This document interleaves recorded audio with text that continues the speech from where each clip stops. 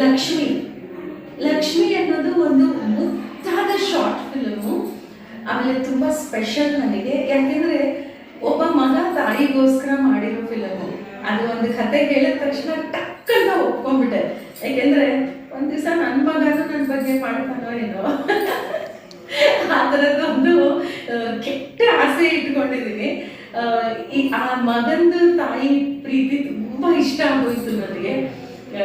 So ಆ film ಅಷ್ಟೇ emotional ಆಗಿ ಅಷ್ಟೇ ಚೆನ್ನಾಗಿ Abhijit is a very good technicians ಬೈದಿದೆ. ಅಭಿಜಿತ್ ತುಂಬ ಒಳ್ಳೆ ಟೆಕ್ನಿಷಿಯನ್ನು. ಒಂದು ಒಳ್ಳೆ ಇದರಲ್ಲೇನು ಒಂದು ಕ್ಲೈಮ್ಯಾಕ್ಸು, ಒಂದು ಕತೆ, ಒಂದು ಟರ್ನ್ ಟ್ವಿಸ್ಟ್ ಆ ಥರ ಏನೂ ಇಲ್ಲ. It's a beautiful scene which depicts childhood memories.